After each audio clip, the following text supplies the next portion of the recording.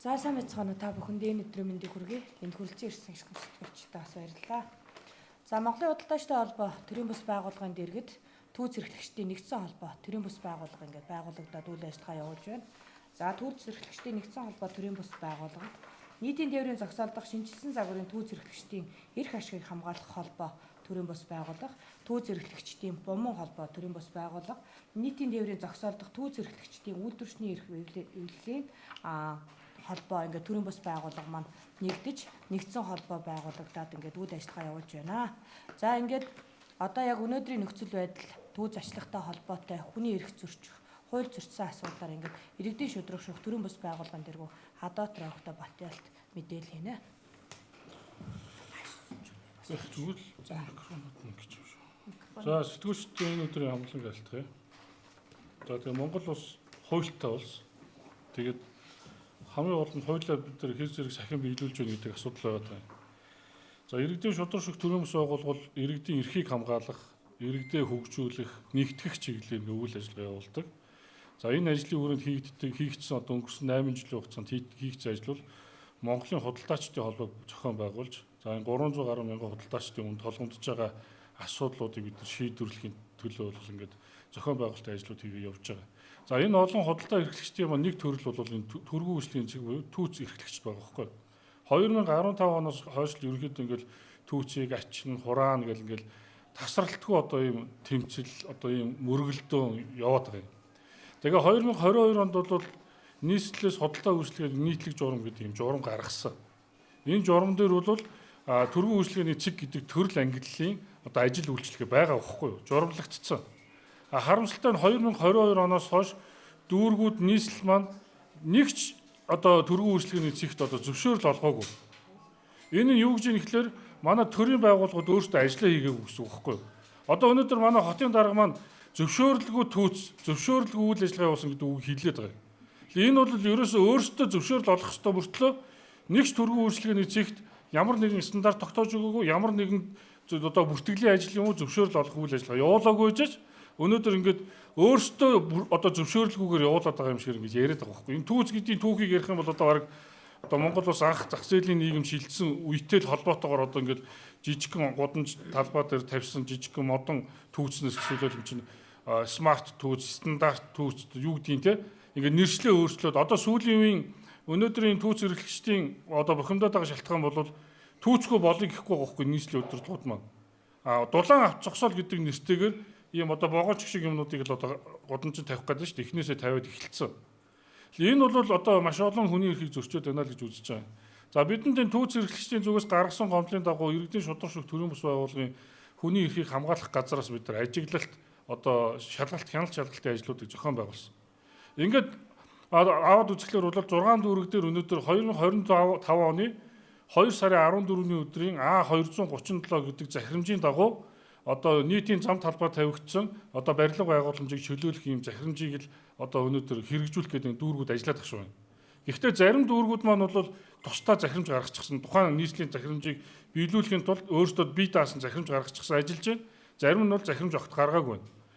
Энд одоо хүний эрхийн ямар асуудал үргэлж байгаа гэхээр захиргааны ерөнхий хууль гэж байдаг. Захиргааны акт гаргахын тулд эрх ашиг нь хөндөгдөж байгаа иргэдийг оролцуулж захиргааны акт гаргах ёстой. Сонсох ажиллагаа зохион байгуулах ёстой. Энэ ажлаа нэгдүгээр хийсэнгүү.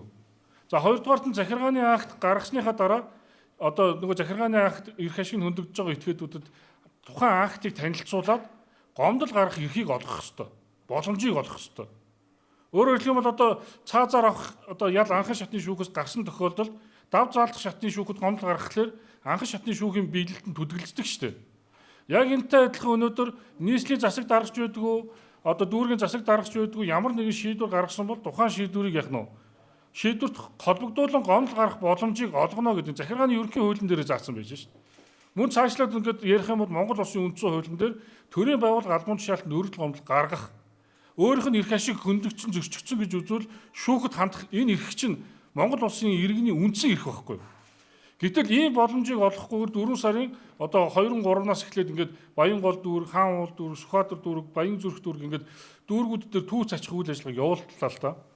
Тэгээд яг түүц ачих үйл ажиллагааг явуулж байгаа хүмүүстээр очиод уулзхлаар ямар захирамжийн дагуу энэ ажиллагааг хийж байгааг мэдэхгүй явж байгаа. Жишээлбэл Сүхбаатар дүүргийн зарим төрийн албаагч нар бол дүүргийн захирамжийг биелүүлж явна гэдэг. Гэтэл дүүргээс нь захирамж гараагүй гэдэг ч юм. Нэг осондоо төрийн албаагч нар хуулийн дагуу ажиллах ёстой. Дээрээс нь захиргааны ерөнхий хуулийн дээр жишээлбэл одоо итгэлийг хамгаалах зарчим гэж байгаа. Эд хөрөнгийн эрхтэй холбоотой асуудал яаж шийдвэрлэх вэ гэдэг.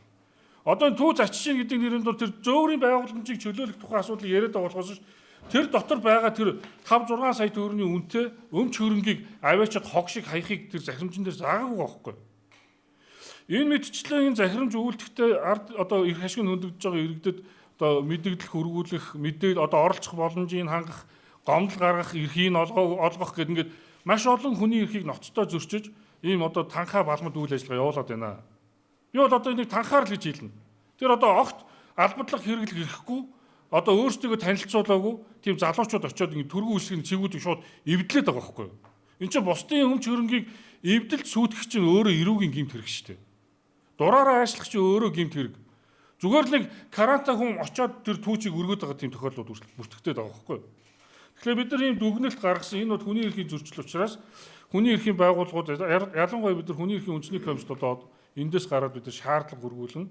За өнөөдөр түүч эрхлэгчдийн нэгдсэн холбооны зүгээс бол бас Монгол Улсын ерөнхий сайд, Монгол Ардын намын дарга Оюун Эрдэнэ, нийслэлийн засаг дарга, нийслэлийн намын хорооны дарга Нямбатар нарт ингээ шаардлага хөрвүүлж байгаа юм. Энэ шаардлагыг бол одоо дараагийн хүмүүс бол танилцуулах баха.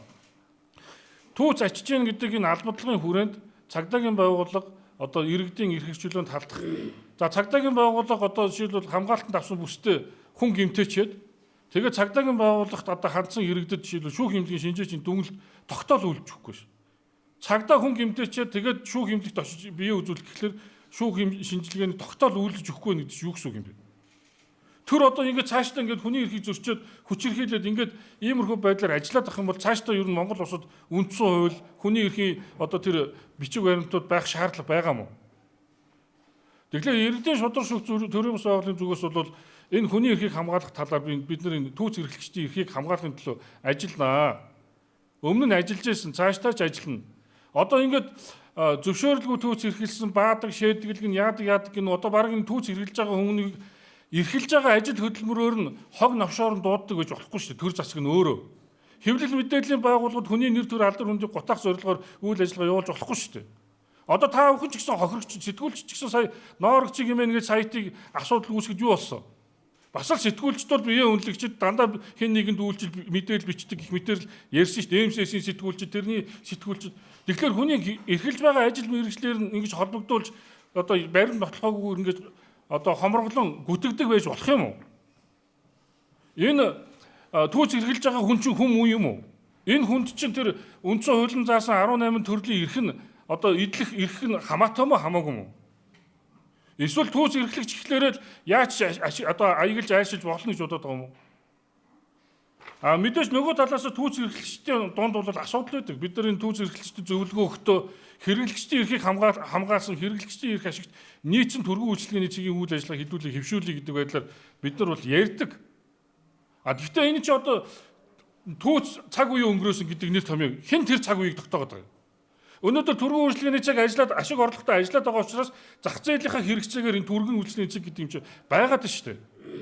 За дээрээс нь төргөн үйлчлэгээний цаг олон болдог асуудал дээр бид нар удаа дараа нийслэлийн удирдлагууд өмнө шаардлага хөрвүүлж байсан. Цагдаа нар түүц тавьчихдаг, газрын албаных нь түүц тавьчихдаг, төрийн албаных нь өөрсдөө түүц тавьж түрээслээд зараад ингээд явцдаг. Иймэрхүү байдлаар төргөн үйлчлэгээний цаг одоо энэ түүц гэдэг зүйлийг бол замбраагүйгээр олон болгох нь үнэ. Тэгэхээр энийг эмхэл зэгслэх нь бол одоо зөв өө. Бид нар энийг ерөөсө буруу гэж яриаг шүү дээ. Гэхдээ Монгол улс хуультай учраас хуулийн дагуу энэ ажлаа хийх ёстой. Энэ хуулийн дагуу тэр захиргааны акт гаргах гэж байгаа бол их ашиг нь хөндөгдөж байгаа. Ялангуяа эд хөрөнгөтэй холбоотой асуудал үүсэж байгаа бол заавал тэр хүмүүсийг оролцуулж санал бодлын сонсож захиргааны актыг одоо шүүхэд хандхааргүйгээр одоо хийхийг одоо ингээд хуульчилчихсан энэ өнөөдөр хүчин төгөлдөр мөрдөгдөж байгаа хууль байж штэ.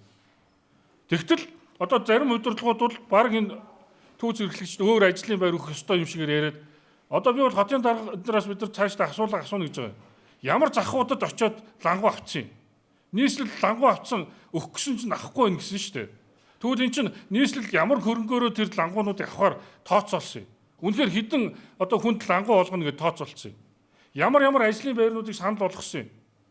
Тэгэл зүгээр түргэн үйлчлэгээний чиг эрхэж байгаа хүмүүс бол хаач байж аж болохоор мэтэр ингэж одоо хандах нь бол үнэхээр хүний эрхийн мэдрэмжгүй. Одоо цаашдаа бол бид нар энийг засаж залруулах маш ноцтой асуудлууд байна гэдгийг илэрхийлсэн ийм үйл явдлууд болоод байна. Хэдхэн хоногийн одоо Сүхбаатар дүүргийн нутаг дэвсгэр дээр Багшийн дээдийн уртлын түүцийг ямар болгосон байсныг харсан тийм ээ. Одоо Баянгол дүүрэг дээр ихэд одоо түүц ачихтаа хүүхдүүдийн одоо шүл эцэгхээс нь салгаал аваа явж байгаа жишээд ингээд энд чинь маш олон төрлийн одоо хүний эрхийн ноцтой зөрчлүүд байна. Энэ хүний өмч хөрөнгийг хураахад хөндлөнгийн гэрчийг оролцуулж хагаад зөрчлийн хэрэг нээж хагаад эсвэл эрүүгийн хэрэг нээж хагаад тэгээд хүний эд хөрөнгийг хураах ажиллагааг зохион байгуулдаг шүү дээ. Түүнээс зүгээр каранта хүн ирээд одоо хүний өмчийг аваачаад журмын хашаа гэдэг юм аваачаад эвдлээд хайчдаг. Энэ ерөөсөө Монгол улсын ямар ч хуулийн дээр юм байхгүй. Хууль зөрчсөн хүнийг яаж болно гэдэг одоо тийм одоо шийдвэр байхгүй. Хууль зөрчсөнийг эхлээд шүүхийн байгууллага тогтоох ёстой. Тийм учраас бид цаашдаа энэ түүц эрхлэгчдийн эрхийг хамгаалахын төлөө ажиллана. Түүц эрхлэгчдийн эрхийг хамгаалахын төлөөч бид нар зогсно гэдгийг хэлмээр байгаа юм. Одоо зарим хүмүүс түүц эрхлэгчийг өмөөрлөө. Өөртөө хүнийг өмөөрлөө гэдэг. Бид нар хуульчд хүмүүс хэний хэн байгаас хамаарахгүйгээр хууль зөрчигдсөн байна уугүй гэдэгт нь бид нар хөндлөнгөөс оролцдог. Хүний зовлон өөрсдийнхөө нуруунд дөр үүрдэг хүнийг л хуульч гэдэг шин. Тийм учраас бид энэ ажлыг бол хийнэ. Хуулийн дагуу ажиллахыг бид нар эрхгүй этгээдүүдээс шаардна гэдгээ хэлмээр байна. За тэгээд дараагийн одоо мэдээллүүдийг манай түүц эрхлэгчид маань өөрсдөө мэдээлэх баг. Маш олон ноцтой баримтууд байгаа. Тэгэхээр энэ ноцтой баримт болгоныг одоо бас тодорхой ярих байх гэж бодож байна. За баярлалаа. За түүц эрхлэгчдийн нэгдсэн холбооны тэргүүн Отгонбаатар мэдээлэл хийнэ. Отгонбаяр гэж байна. Отгонбаяр. За Отгонбаяр сууж. За бүгдний энэ өдрийн мэндийг хүргэе. За 2025 оны 2 сарын 14 А300 237 захирамжтай холбогдуулан одоо түргэн үйлчлэгээний цэг буюу түүц эрхлэгчдийн эрх ашиг маш ноцтойгоор зөрчигдлөө. Үүнний захирамжийг хэрэгжүүлэхдээ ямар нэгэн үндэс одоо судалгаа шинжилгээгүйгээр иргэдийг хомрлон устгаж байгаа, ажлын байрыг хомрлон устгаж байгаад түүц эрхлэгч бид маш их гомдолтой. Бид өнөөдөр худалдааны салбарт ажил хөдөлмөр хэрэгжлээгээ ялгарлан гадуурхаж байна. Түүц эрхлэгч хүн биш юм уу? Өнөөдөр энэ түүц эрхэлж байгаа улсуудч амьдралаа аваа явж байгаа өвчин зовлонтой, эрүүл мэндийн асуудалтай. Өөрөө маш олон улсууд банк санхүүгийн байгууллагын дарамтанд орсон, амиа орлого дээр наанаа тулсан ийм маш олон асуудлууд гарч ирж байна. Энийг яг төр хэсэг нь авч хэлцдэггүй мэ. Хүний эрхийн орон яг энд анхаарлаа хандуулж ажилтдаггүй мэ. Өнөөдөр захирамжийг хэрэгжүүлж гээд цагдаагийн байгууллагын алба хаагчид нь иргэдийн зодож танхаарах, биед нь халдах, жирэмсэн эхийн зулбуулах, настай хөгчүүд энэ чирж гаргах, өмчийг устгах, тэр хүний санхүүгийн эдийн засгийн хохиролд орж байгаад энэ улам сэтгэл зүйн хохиролд дарамт учруулж байна. Энэ дээр яг хүний эрхийг хандаж харж анхаарч ажил хийхгүй байгаа юм байна. Бид үүн дээр үнэхээр гомдолтой. Бидэд сонсох ажиллагаа өгөөч гэж хүссэн. Бидэнд цаг хугацааны боломж олгооч гэж хүссэн. Биднээсээ зүгээр түүц эрхлэгч гэдгээр нь ялгарлан гатар нэр хүнд минь халдаж гутаад оромжилж байгаа үнэхээр гомдолтой. Одоо сүүлийн үе бид нар сая энэ нэгдсэн холбоотой байгууллагад ингээд нийтдээ 250 гаруй гишүүдийн судалгаа материалыг авлаа. Үүнтэй холбогдуулан хэдэн тэрбумын үрийн асуулт яригдаж эхэлж байна. Банк санхүүгийн байгууллагад ингээд зөөлдөө үрийн асуудал яригдаж байна. Энэ гишүүд чи бүгдээр эрүүл мэндийн асуудалтай, өвчин зовлонтой асуудал. Яагаад энэ бодит судалгааг аваагүй мэ? Өнөөдөр 2016 оноос түргэн үйлчлэгийн цэгийн зөвшөөрлийг өгөхгүйгээс болоод маш олон судалгаануудыг авсан хороо дүргийн ажилчид. Гэтэл хороо дүргийн ажилчид нь нийгмийн ажилч, хэсгийн ахлагч нийтээрээ гарч ирж түүц эрхлэгчдийн нэр хүндэнд нь зохион байгуулалтаар халдаж, биед нь халдах, гутаанд оромжилж үнэхээр гомдолтой. Энэ дээр ямар нэгэн төрийн байгууллаганд анхаарлаа хандуулж биднээс эрх зүйн орчны бүрд ортуулаач. Биднээс дээр сонсох ажиллагааг нь хийгээч. Биднээс нийгмийн асуудлыг шийдэж өгөөч гэж хүсэж байна. Ингээд Монголын түүц эрхлэгчдийн нэгдсэн холбоо одоо Улаанбаатар хотод Монгол улсад үйл ажиллагаа явуулж байгаа түргэн үйлчлэгээний цэгтэй хамаарал бүхий стресс пүүц, дугуй засвар, тослогооны материал зардаа бүтээгдэхүүн гэсэн гутал засвар энэ бүгдийг нэгтгэхийг уриалж байна. Та бүгдийг бүртгэл бид нээлттэй байгаа шүү. Та бүгдийг урьж байна. Бүгдээрээ нэгдээ, тэмцээ, эрхээ хамгаалъя гэж уриалж байна. За баярлалаа. За түүц эрхлэгчдийн нэгдсэн холбооны удирдах зөвлөлийн гишүүн Дамд мэдээлэл хийнэ.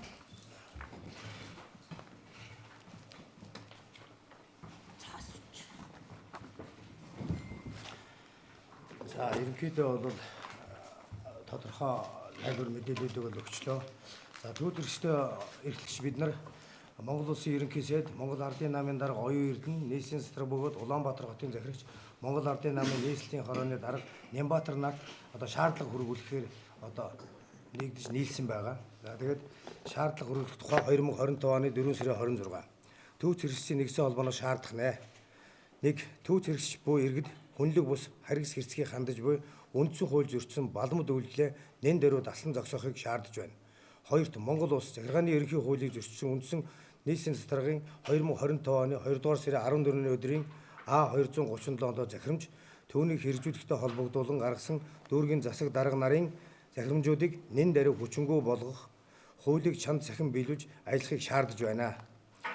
3. Та бүхнийг Монгол улсын үндсэн хуулийн 2 дугаар бүлэг 19 дугаар зүйлээр иргэнийхээ өмнө хүлээсэн үүргээ биелүүлж түүц хэрэглэгчдийн эдийн засгийн нийгэм хууль зүйн болон бусад баталгааг хангаж өгөхийг шаардж байна. 4.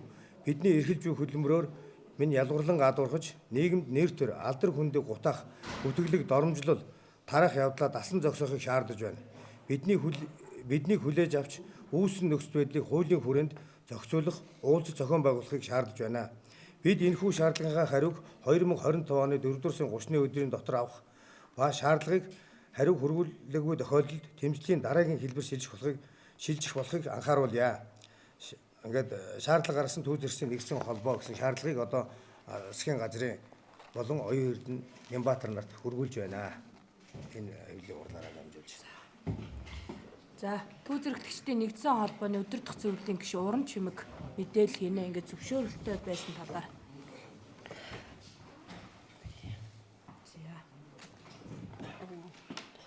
За сайн байцгаана уу. Бид бүгдийг одоо энэ 4 сарын 10-наас хойш энэ захирамжийн дагуу ер нь л түүцэнд татвар төлдгүү, түүц хогтой, түүц зөвшөөрлгүй гэдгээр яриад байна. За би эхнээс нь ярив. Зөвшөөрөл гэдэг зүйлийг чинь 96 оноос хойш өгдөг байсан. 2016 оны хүртэл сүүлийн байдлаар өгөөд явсан. Бид нэр бүгдөө л авахыг хичээгээл дүүрэн нийслэлд нь хандаад авч исэн. Тэгтэл одоо энийг хэн өгөхгүй байгаа? Нийслэлээсээ өгөхөө болсон. 17 оноос хойш огт зөвшөөрөл гараагүй. Бид нэрийг хогтоо шээстэй баастаал гэдэг. Энийг чинь бид нэр эргэн тойрныхаа аж ахуй нэгжүүдтэй ийм гэрээ хийдэг юм аа. Боломж болцоогоор аж ахуй нэгжүүд биднэрт гэрээтэйгээрээ гэрээгүүн юу өөрсдийнхөө сэтгэлээр биднэрт туслаад 0-аас усаа өгөөд цэвэрлэгийн ариутгалыг хийлгүүлчихдэг. Ариутгал тал дээр болохоор бид нар халдваргүйчлэлтийг 7 хоног тутамд халдваргүйчлэлтийн байгууллагууд өөрсдөө ирээд биднээс 10,000 төгрөг татаад хийдэг юм аа. Энийг бид нар хизээч хинт цааргалж байгаагүй гадна татнаа хийлэгдэг. Бид нарыг тог хулгай хийдэг гэж манай засаг дарга зарлалаа. Тог гэдгийг чинь бид нар Улаанбаатар хотын цахилгаан түгээх станцтай гэрээ хийгээд өөрсдийнхөө төлөө хичээгээд явдгийн. Энийгээрээ бид нар энийг баталж байгаа. Хог тээврийг бид нар анх хэдэн онд үүссэн энэ 15 оны гэрээнээс ахуулаад хог тээврийг бүгдийг хийгээд явдаг. Одоо өнөөдрийн байдлаар 25 оны шинжилсэн гэрээнийх нь дэвтэр энд байна. Ингээд бид нар хог тээврээ төлдгий. Бид нарыг татвар төлдгүү гэдэг. Татварыг чинь бид нар 20 он хүртэл ковидын өмнө хүртэл төлөөд явж ирсэн. Зүгээр татварын байцаагч ирээд үгүй бол очиод төлнө гэсэн юу тогтолцоотой байцаагч өөрөө орж ирээд 10,000 төгрөгийн квитанцаар бичиж аваад явдаг байсан. Энийг ковидоос хойш сувын азар дарга байхгүй болгоцсон. Татвар төлөх шаардлагагүй гэж. За тэгээд татвар төлөхгүй юм чи бид нэр ажиллаж болох юм байна гэсэн чинь 74 үйлчилгээгээр зөвшөөрлгүй ажиллаж болоход нь түүцгээд оруулаад өгчихсэн. Төргөн үйлчилгээний цэгээ оруулаад өгсөн болохоор бид нар байж болно гэдэг ойлголтын дээр бид нар энүүгээр ажлын байраа бий болгоод үр хөвгтөд хичээгээ явцсан. Бид бүгд чинь ингэж даргын хилээд тэнгэр дээгүүр хараад байгаа шиг амьдрдгөө маа. Бид нар чинь боломж олцоогоор нийслэл дүүргээсээ бид нарт зөвшөөрлийн өгчгөө журмаа батлаад өгчих гэж өчнөө гуйж явж байгаа 22 онд журамтаа олчлоо. Одоо бид нар зөвшөөрөл олгох нэг хүсэдсэн чинь 22 оноос хойш нэг ч удаа дүүрэг дээр нь очихоор мэдгүй тийм зөвшөөрөл гарах болоогүй. Нийслэл дээр нь очихоор мэдгүй болоогүй гэдэг үгээр хаацаасаар байгаа өнөөдрийг хүргэсэн. Одоо газрын төлбөрийг бид нэр төлийг хүсээд идэгин, гуйгаад идэгин. Газрын төлбөрийг одоо бас авахаа болцсон. Бид нэр төлөөд явж исэн. Баримтууд нь байгаа. Энэ түүц гэдгийг одоо нийслэлийн үеийн засаг дарга нараас үүдэж гаргаж ирсэн шүү дээ. Би одоо КИК гэдэг компанид 2015 онд нийслэлийн гурван үйлчилгээ гэрээгээр ийм КИК гэдэг бор түүцийг анх авч тавьж 15 оноос хойш үйлчил ажиллагаа бид нэр эхэлсэн. Тэгжээтэл 17 онд нь 19 онд нь юуных Smart гэдэг цагаан түүц нь гараад ирж байгаа. Тэрийг нь бас авсан. Худалдаж аваад нийслэлээсээ худалдаж аваад ажилласан. Тэгэхээр одоо ингээд зөвшөөрлгүй энэ болохгүй бүтэхгүй гэдэг. Тэгээд энэ шилэн түүцнүүдээ яагаад оруулж ирээд байгаа. Шилэн түүцэн дээр чинь бид нар цэвэрлэгээ үйлчлэгийг нь хийя. Бид нарт нэг бодол дээр хоёр байршуулаад дүүрэг нийслэлтэй татвараа төлөөд амьдрья болох уу гэж гуйгаад барахгүй шүү дээ. Энүүн дээр нь нийслэл бид нарыг боломж олцоогоор нь хангачаа дараа нь биднээс шаардлага тавьж гүтгэж харлуулаач. Битгий ингэж Монгол улс даяар битгий дэлхийн нийтээр нь тэр комент багаараа битгий ингэж харлуулаад юу гэж мэдгүй улсууд бидний амьдралыг хараагүй ойлгохгүй гэж юу хийж байгааг нь мдээгүй штэ наав судалж. Хог тээвэр гэдгийг чинь хийгээд байна. Тэр гадна дотнох цэвэрлэгээ үйлчлэгийг хийгээд байна. Одоо ч гэсэндээ та нар яваад үзэх юм бол энэ баашингийн болонд юу тэр согтуу улсууд чинь шийдсэн л байна штэ. Бид нар тэр шээс баасаа чи өөрсдөө цэвэрлээд өөрсдөө хариуцлага хийлгдэг юм аа. Бид нар энэ галын аюулгүй байдлын дүгнэлтийг чи авдаг юм. Онцгой байдлаас биднэрт ирээд заавар зөвлөмжөө өгөхөд бид нар тэрнийхэн дагуу ажилтгийн захлагааны уцаад 3 жилд нэг соль гэдгийг тэрийг солиулаад ажилтгийг бид нар чинь тэнэг улсууд биш шүү дээ. Өөрсдийнхөө төлөө хичээгээд төдийгөөс өдий хүртэл ирсэн юм аа. Тийм болохоор Нямбатар дарга энэ шийдвэрээ эргэж хараа бид бүгдийг битгий юм нийгмийн байдлын дордвол одоо хөдөлмөрөөс халамж руу битгий шилжүүлээ. Би халамж авахыг хүсэхгүй байна. Би хөдөлмөрөөрөө үр хөвгтөд тижээж боловсралтай иргэн болохыг бид хүсэж байна.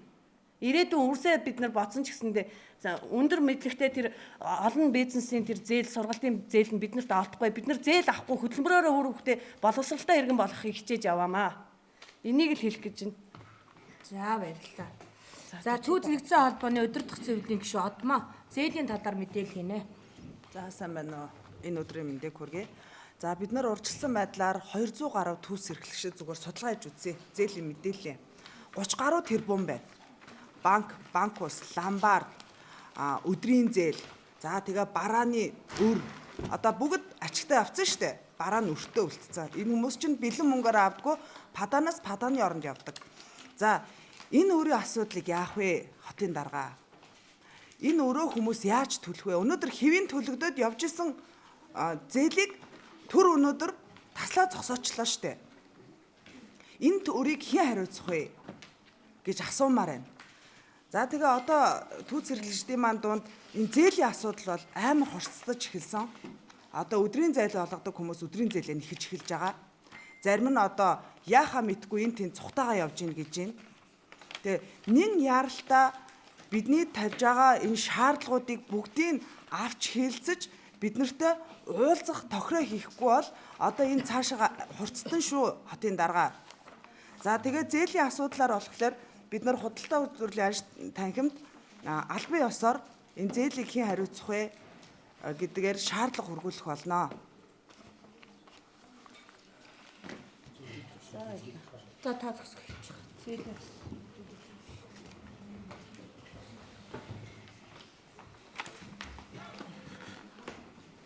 За тэгээ манай төр засгийн үйл ажиллагаа судалгаа шинжилгээнд дээр тулгуурлаж явах хэрэгтэй. За жишээлбэл одоо энэ түүц эрхлэгчнүүд унджаар нэг 70 сая төгрөгийн өртөө байгаа байхгүй юу? Түүц эрхлэгчдийн нэгдсэн холбоо байгуулагдаад нийтдээ 200 гаруй түүц эрхлэгчдийг 2 хоногийн дотор ингээд бүртгэгдсэн байж байна. Энэ бүртгэлийн хажуугаар бид нар энэ эдийн засгийн байдалтай холбоотой одоо судалгаанууд хийсэн. Тэгэхээр энэ өдрийн зээл, боссын зээл, за лизинг тэгээ бараа бүтээгдэхүүн одоо жишээлбэл МСС-ийн одоо ундаануудыг жишээлбэл ингээд паданаар аваад зээлээр худалдаж аваад тэрийг зарж яхад нь цагдаагийн байгууллага очиад ачаад ингээд карантин хүмүүс тусалж байгаад ачаад явуулчих чинь цагдаа ачихгүй багшгүй. Тэгээд хүний өмчийг тэгээд ачаа авах болт юм. Тэгээд тэр өмчтэй холбоотой маргааныг хэн шийдэх юм? Хариуцлагыг хэн хүлээх юм гэдэг асуудлыг урьдчилж энэ одоо төрийнхэн маань бол тооцоолох ёстой байсан байхгүй юу? Бид нэг л юм гайхаад байгаа юм. Монгол улсын төр үндсэн хуулийн 19 дугаар зүйлээр иргэнийхээ эдийн засаг, нийгэм, хууль зүйн болон бусад баталгааг бүрдүүлэх үүргийг хариуцна гэсэн заалттай. Одоо энэ Отгон баяр гэдгийн залуу таавхан зүгээр 90 сурвалжлаад үзэхгүй дээ. Одоо энэ хөгжлийн бэрхшээлтэй янз бүрийн хүмүүс энэ түүцэж ажиллуулж байна. Энэ Отгон баяр гэдэг залуу Тариншаа одоо юу гэдэг тэнмэл хүүхэд гэдэг ийм ангиллын эрсдэлтэй бүлгийн хүүхэд байсан байл. Өнөөдөр ингээд зөв амьдрах гад 6 хүүхэдтэй одоо ингээд амьдрах гал тэмцэж штэ. Нэг одоо газар түүц ажиллуулаад. Тэгээ эн чинь өнөөдөр ингээд бас нэг барилга байгууламж аваад ингээд өр зээл аваа явж одоо түүцээ ажиллуулж болохгүй болчихгоо тэр одоо зээл тавьсан үл хөдлөхүүдэд алдаж эхэлж байгаа байхгүй. Тэгээ энэ залуу ингэж ирж эргээд би годамжиндаа тариншаанд хүүхдүүдтэйг орж амьдрах юм байна л да гэж ярьсан. Гэхдээ энэ хүн төрөөс юу ч гойгоогүй шүү дээ. Энэ одоо олон одоо хүүхдүүдийн ээжүүд байна шүү дээ. Энэ 200 түүц эрхлэгч гээд бүртгүүлсэн байна. Энийний цаана 1000 гаруй гэж өөртөө хэлээд байгаа шүү дээ. Энэ одоо нийслэлийн удирдлагууд маань. Тэгвэл 1000 түүц эрхлэгчийн ард хэдэн хүн байх вэ? 200 түүц эрхлэгчийг судлаад үзэхэд 30 тэрбум төгрөгийн өр зээлийн асуудал яригдж шүү дээ. Тэгэхээр энэ 200 түүц эрхлэгч чинь цаанаа яаж байна? Дахиад нэг банк санхүүгийн байгууллагыг мөнгийг нь өсгөж өгдөг юм машинууд байна шүү дээ. Ер нь монголчууд энэ мөнгө хүлэгчдийн мөнгийг өсгөж өгдөг машин болцсныг та нар анзаарч байгаа юу? Монгол улсад зээлгүй хүн байгаа мó? Тэгээ чинь тодорхой хэмжээнд ажиллаж ижил чинь Монгол улсын иргэн чинь одоо хөдөлмөрлөж ижил чинь одоо хөгжих ёстой юм шүү дээ. Гэтэл шууд тэр хөдөлмөрлөж байгаа зүйлийг тас зохиол татан буулгаад тэгэл ерөөсөж яаж байгааг нь хамаахгүй та нар зайл гэдэг байдлаар төр засгийг хандаж болохгүй. Энэ Монгол Ардын намын удирдлагууд би хэлмээр байна. Та нар тэр үзэл баримтлалаа нээгээд үз. Та нар одоо сайтаар нь ороод Монгол Ардын намын үзэл баримтлалыг нээгээд үз. Хүний эрхийг дээдлэн гэж хэлж байгаа. Тэгвэл яагаад энэ хүний эрхийг дээдлэх ажлыг хийхгүй хүмүүсийг янз бүрээр нь хилээд дуудаад суугаад байгаа юм. Энэ танхаарал чи хэрэг сэтрэд шүү дээ. Халтар төгрөгтэй хүмүүслэг нь одоо даварчихсан түүцнийхэн л гин одоо эн чинь даварсандаа ингэж байгаа юм шүү дээ. Эн чинь орлого олох гээд амьдрахын төлөө зүтгээ тэмцээд байна шүү дээ. Тэгээ энд амьдрах гад хүсээд тэмцээд өртөө ширтэж байсан хүү алдан төрсөн ч гэсэн ингээд нэг түүцэндээ уяатай юм шиг зогсоод өдөр шөнөгүй ингээд нэг хідэн ширхэг бараа өтөөгдөн зарж борлуулад амьдарч байгаа хүмүүсээ ад үсгийнхээ оронд аль болохоор дэмжиж дэлгүүртэй болох цаашлаад одоо юу гэдгийг одоо тэр жидэг дунд үйлдвэрлэлийг хөгжүүлэх сангаас мөнгө төгрөг өгөөд одоо энэ худалдаачдаа одоо өөр үйлдвэрлэгч болох замаар энэ худалдаа эрхлэгчдийг одоо цөөлөх арга механизм байгаа байхгүй юу? Гэтэл ерөөсөө одоо энэ 300 мянган худалдаачин байна. Одоо худалдаачдын тоо ихсхийн хэрээр одоо нэг худалдаач ногт ашиг орлого багасж байгаа. Монопол худалдааны импорт компаниуд үүсгийн хэрээр энэ олон жижиг худалдаач чинь ажилгүй болж байна. Тэгэхээр энэ нөхцөл байдлыг яах гэдэг. Тэгээ үнэхээр энэ чинь яахаа алдчихсан олон хүн хамтаа улс биш шүү дээ Монгол улс. Хятад улс биш шүү дээ. Хятад улсын нэг хот гэхэд 3 сая 500 мянган, хөх хот гэхэд 3 сая 500 мянган хүн хамтаа байгаа шүү дээ. Чи өнөөдөр Улаанбаатар хотод сайндал нэг 300 мянган одоо орчим худалдаа 8 эрхэлж байгаа хүн байлаа гэж бодоход энэ хүмүүсийг одоо зохицуулж чадахгүй байх гэдэг бол манай төр засгийн удирдлагуудын хариуцлагагүй үйлдэл гэж хэлэх гээд байна. За дээрээс нь өнөөдөр би эцэст нь хэлэхэд энэ эс үйлдэлээр хүний эрхийг зөрчилдөхөө болоо. Нийслэлийн энэ худалдаа үйлчлэгийн нийтлэг журмаа мөрдөөд энэ түүц эрхлэгч нар зөвшөөрлийг олгоо. Зөвшөөрөл олохгүй өөрсдөө эс үйлдэл хийчихэд тэгээд зөвшөөрлгүй түүцнүүд дураар авиралдаг мэтэр одоо ярьдаг нь бол энэ бол маш ноцтой одоо хүний эрхийг зөрчсөн асуудал шүү гэдгийг эцэст нь хэлмээр байна. За тэгээ одоо мэдээж цаашаа бол энэ үйл ажиллагаа өрнө. Тэгээ сэтгүүлч та бүхнийг ч гэсэн би хэлье. Сэтгүүлчдийн эрх зөрчигдж байна. Одоо өнөөдөр жолоочийн эрх зөрчигдж байна. Өнөөдөр Улаанбаатар хотод амьдарч байгаа хүмүүсийн эрүүл аюулгүй орчинд амьдрах эрх зөрчигдж байгаа шүү дээ. Энэ зөрчигдж байгаа эрх маань үнэхээр түүцтэй холбоотой байна уу үгүй юу гэдгийг бас энэ одоо хууль хяналтын байгууллагууд тогтоох бах тийм ээ. Хонгор суманд одоо жишээлбэл чаантын асуудал үүслэхэд хамуурсан болсон. Одоо Дорногов Улаанбаатархад одоо ураантай холбоотой асуудал холбогдоход тэр одоо бас л одоо хамааралгүй болоод энэ чинь хүний эрүүл аюулгүй орчны талаар шинжилгээ хийдэг хүмүүс бол гайхамар дүгнэлтүүд гаргаад байгаа шүү дээ. Тэгэхээр энэ асуудал дээр бол одоо Монголын ард түмнийг ялангуяа энэ түүцээр үйлчлүүлдэг түүцийг одоо хэрэглэгчдийг бас энэ асуудал дээр анхаарлаа хандуулж энэ бол зөвхөн түүцний асуудал энэ бол хууль дээдлэх хүний эрх чөлөөг хамгаалах тухай маш том асуудал энэ асуудлын ард хөндөгдөж байгаа шүү гэдгийг бас дахин хэлмээр байна. Тийм учраас монголчуудаа ер нь түүц эргэлдэгч эргэлдэггүйч бай. Одоо удахгүй цаашаа хотыг гоё болгоно гэдэг энэ бүрүүснүүдэд бүгдийг болиулах хэрэгтэй юм шиг байна. Ер нь цаашдаа ингээд бүгдийг ингээд хориглоод ингээд ажилгүй болгоод бүгдээр ингээд одоо шоронгийн нэг халамж хоол одоо өдрийн 3 хоол өгөөд одоо зүгээр амьдруулдаг тийм систем рүү явуулах гэж бол одоо тэрийг хэрэгжүүлэх хэрэгтэй шүү дээ.